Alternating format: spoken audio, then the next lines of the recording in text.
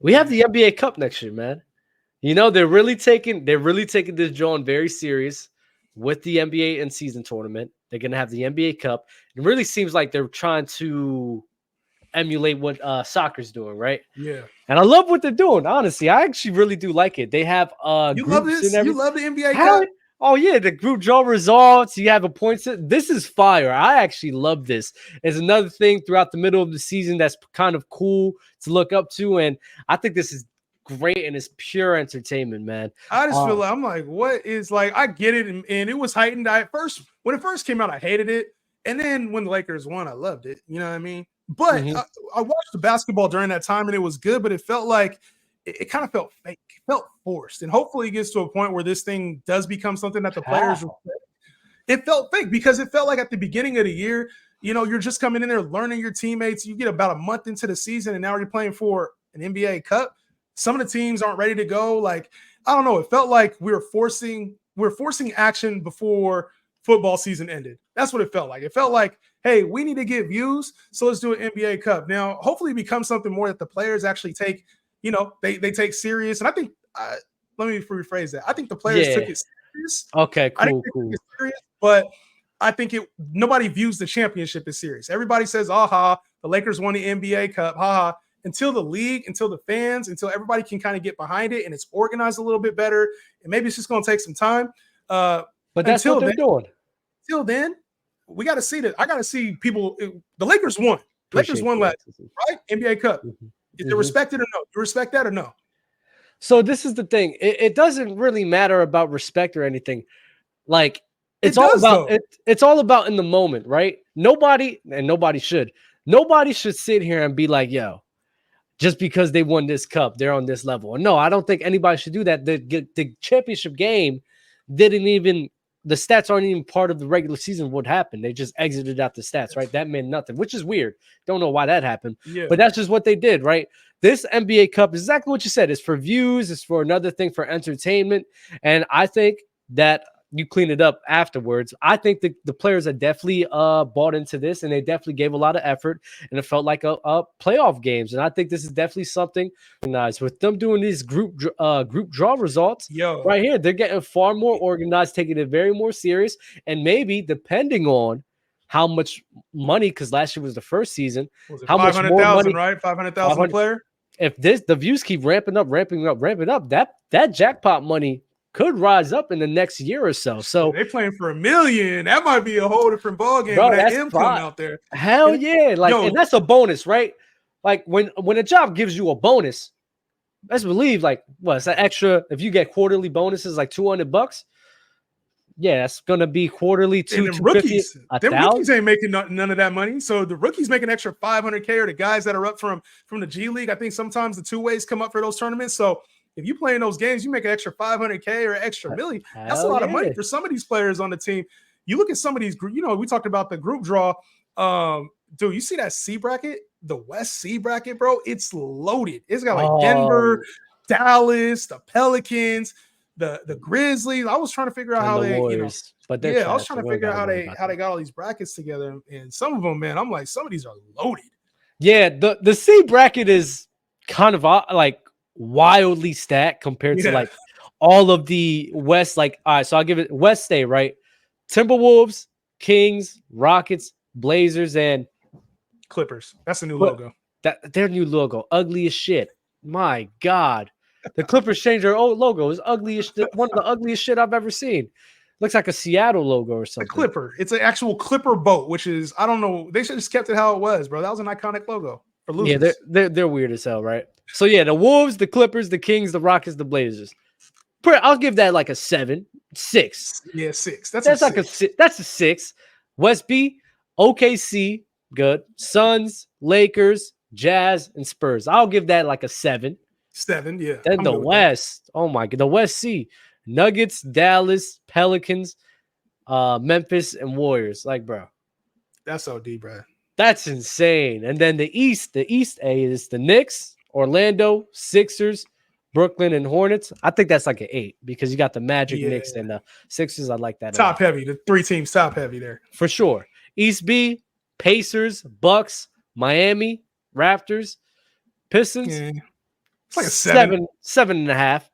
EC, Cleveland, Bulls, Hawks, Wizards, Boston. Yeah, Boston that gonna run through that. yeah, they're gonna run through that. Oh my god.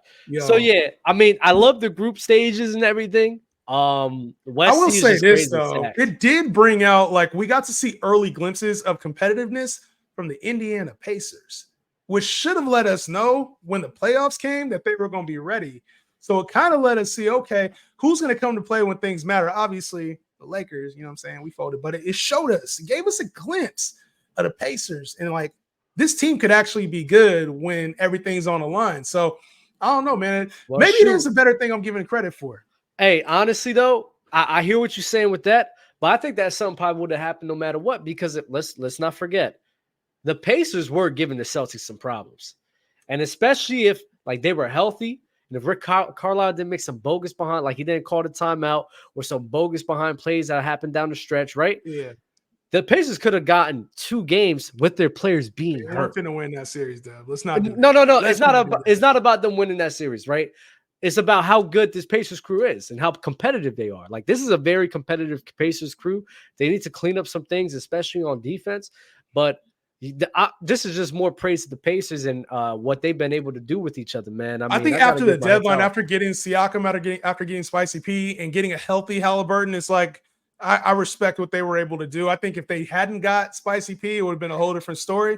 But Halliburton, man, he was getting a lot of shit over the offseason, like, oh, he's not a great defender. And, you know, the Kings made the right move. To me, I was like, I have always thought Halliburton would end up being the better point guard out of him and De'Aaron Fox, which is tough to say because I like De'Aaron, but I love what Halliburton's doing. Hey, speaking about, you know, in that division and even in that East B, Dame got to step the fuck up. I'm not going to hold you. Dame, bro. Dame had a lot of stuff, off-season stuff going on. I agree. You know what I'm saying? Like stuff off the court, right? So you talk about getting a divorce and moving to a whole new city. Cool. I'll give you a year. But Dame, I'm gonna start looking at him a little differently. If he goes in next season and this Bucks team is looking like they did towards the end of last season, they go get Doc Rivers, blows the whole thing up. I'm like, this team did not look good under Doc Rivers. They didn't look good with Dame Lillard when he was available. When Giannis was available, they were able to play on the floor together. Chris Middleton even came back. I'm like, I don't know. I love Dame as a player, but I've always kind of thought like, you know, he's throwing that loyalty thing around, kind of, they ain't got me no guys here in Portland. But at what point do we start looking at Dame as like, maybe you're part of the problem? See, that's what I freaking hate. Like, I freaking hate that. Like, number one, the guy's old as shit. Like, he's not young. He's like 32, 33 years old. But it's always been like that with Dame.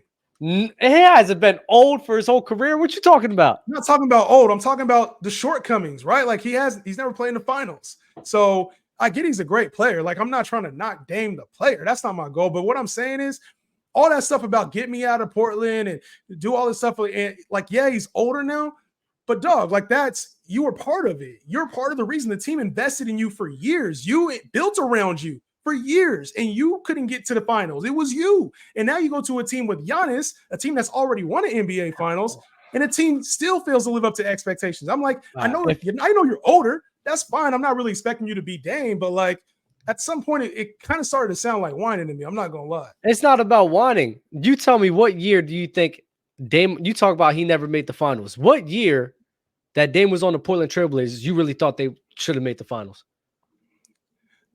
I gotta look at some of these rosters because there's been some good, really good Blazers teams, especially in the prime. The only ones that you can say a maybe, and that's a maybe too. I wouldn't even bet on that shit. Is when he had LaMarcus Aldridge. Yes. Ever since after that, bro, they were never near better than the Warriors. Not a single year. Not a single year were they better than the Warriors. And most of the years they weren't better than the Houston Rockets. So there hasn't been years where that team, I sat here and looked at this team and was like, you know what? This is a team that should make the finals. So if there hasn't been years when we sat here and was like, all right, cool, the Portland Trailblazers should have made the finals, why are we blaming then Damian Lillard for that team not making the NBA finals when no one thought they was going to make it? They got to the Western Conference Finals how many times, Deb? Once. So we're talking about championship or NBA finals, and they got to the Western Conference one time. What does that mean? Okay, so they still weren't good enough to get there. So yeah, the Warriors maybe were handling shit over that last decade. But if we can't get Dame Lillard to get to the Western Conference Finals to even see that matchup multiple times, How are we going to still validate him? That makes no sense to me. And the team, he's had CJ, he's had LaMarcus Aldridge, they've had Nick Batum at times when he was playing well, like the glue. Like that's kind of how he fit that team. Nurkic, like there's been talent with Dame. He has failed to live up to expectations at times. You know how many times he lost to the Warriors, bro? How many like times especially in his prime, he lost to them in 2016, he lost to them in 2017, and he lost to them in 2019. So three times? That's 3 times smack dab in the middle of his prime. And then in 2018, you could say, all right, that's a blunder on him because he got killed by the New Orleans Pelicans. So I guess you could sit here and put that on him. I'm not really opposed to that. But then in 2020, he loses in the first round to the Los Angeles Lakers. The Lakers. Everybody thought they were going to win that series too. No. People were hating on them. A lot of people thought they were going to win that series. They were hating on him. They were hating on that crew, bro, right? So, like, my whole thing is majority of we're trying to criticize Damian Lillard when the majority of the time he's facing and losing the teams that he shouldn't beat. No. So let me ask you this. Are you like that with LeBron too? Like if he goes against the Warriors and he loses and he doesn't get that finals, are you going to say, oh, well, it's okay because he lost to the Warriors? Or are you going to be like, nah, he should have beat him with whatever squad he had? Are you going to give LeBron the same treatment or no?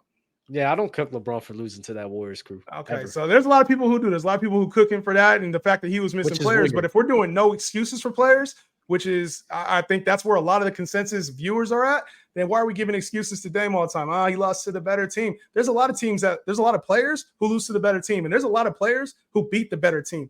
And trust me, I got Dame shoes. I love Damian Lillard as a player. That's one of the players I tell my son to watch, right? Mm-hmm. I love Damian Lillard as a player, but you got to acknowledge his shortcomings. And as a competitor, the team couldn't play through him and win. They couldn't play through him and win a championship. The reason why they weren't as good as the Steph Curry, Klay Thompson, and Draymond, it wasn't because they didn't have Klay and Draymond. Because it's a lot of things, right? It's not just the Warriors defense. So yeah, his postseason isn't great, right? I wouldn't say it's great, but at the same time, you got to have an understanding of like momentum and runs, right? So when my team is literally a bottom 5 defense every single year, you know how hard it is for me to just keep trying to have this firepower with firepower houses of offensive on the other side. But how are you going to criticize that when you're part of the problem? I'm not saying Dame's this putrid defender. So he's saying he's one of the 5 on the floor. No, he's a bad defender. I'm not going to sit here. You know what I mean? I don't think Damian's the greatest defender. But at the same time, if you're part of the problem and you can't advance, it's on you. If you're the best player, you're the person that they built around. You're complaining, why didn't they give me another? I'm loyal to my soil. You got to give me more talent. He's had talent. It's him. If he's the superstar, he's got to get it done. Kind of reminds me, I'm going to be honest with you, different players, but it kind of reminds me of like De'Aaron Fox, right? For all the talent De'Aaron Fox has, it's like if you expected him to lead you to an NBA Finals, it just wasn't going to happen with him by himself. You had to get another superstar in there. Like I like what the Kings did this offseason, getting DeRozan. I think that's going to help them out a lot. But to expect De'Aaron Fox to take that team all the way? What? You think DeRozan gonna help them? Oh yeah. God. Oh yeah. DeRozan was a nice piece for the Kings. Already are nice. They underachieved this season. The historic underachiever.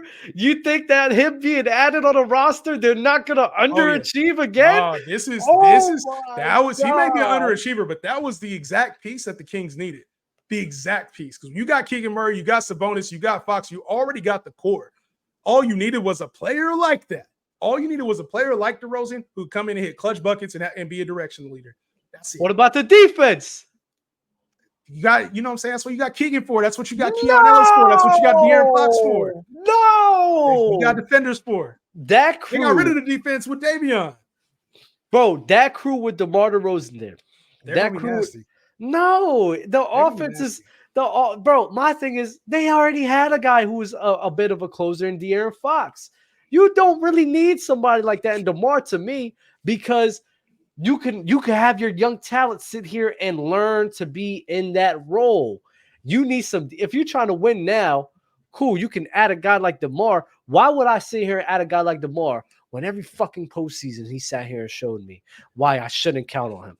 Every single postseason he showed me why you shouldn't put the ball in my hands. Every single postseason you showed me, DeMar, that I'm shooting under 40%, and I mainly take shots at the rim and under the three-point line. So how the hell am I shooting under 40% when I'm getting that many looks close to fucking basket? You showed me that on Toronto. You showed me that on the Bulls. You showed me that on every freaking team you've been on. So you think I'm gonna put faith in a guy like that? Are you kidding me? DeMar DeRozan, bro. This is hate I've never seen before. When did you start hating DeMar DeRozan? Because DeRozan is. I'll tell you what.